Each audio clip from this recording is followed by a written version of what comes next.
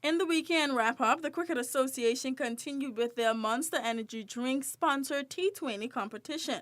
This week saw games 9 and 10 being played at the downtown ballpark. In Game 9, it was Beaches taking on the Jamaican All-Stars. Beaches won the toss-up and decided to take first bat and racked up an impressive total of 191 runs for 5 wickets from 20 overs. Ricardo Brown, top scorer, had 43 runs, 4 fours, and 2 sixes. Right behind him were Anthony McKnight and Osman Sicard, who both had 33 runs. Bowling for the Jamaican All-Stars was Calvin Aaron, who took 2 wickets for 28 runs from 4 overs, and Damian Young had 2 wickets for 57 runs from 40 overs.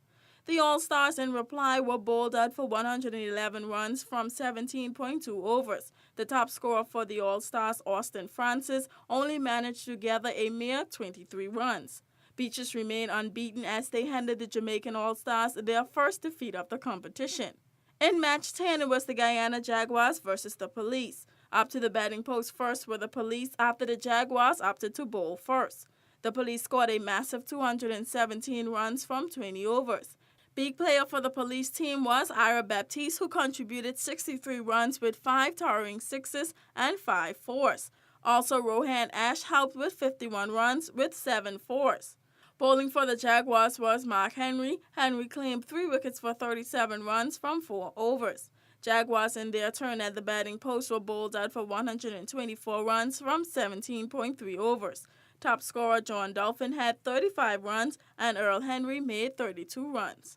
Bowling for the Police, Gavin Bruno bagged 3 wickets for 28 runs from 4 overs. The Police would come out with a big win over the Guyana Jaguars.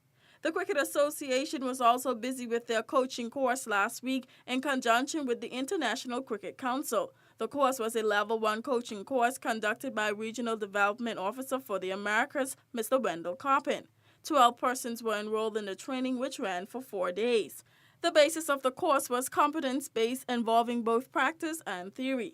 The theory aspects of the course took place at the Providenciales Police Canteen, while the practical work was done on the downtown ballpark.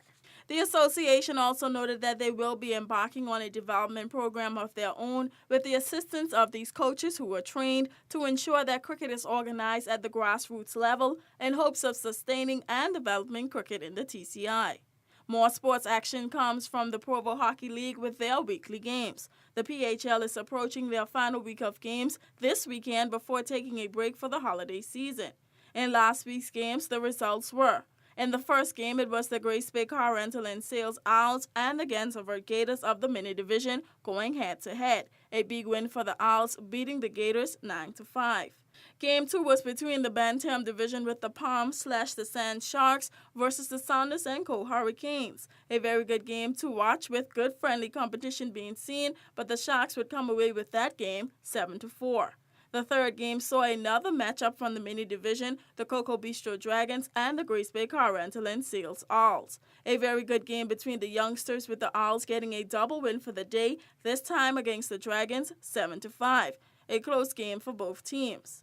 Then in the TCBC division, it would be the J&W Construction Flames taking on the Tuamosuland and Wolf Pirates. A big game between the senior teams in the league, but the Flames would just burn up the Pirates, winning that game 13-8.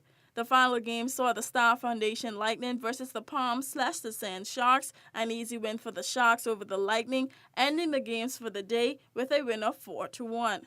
That does it for sports news. For WIV4 Sports, I'm Tian Thomas.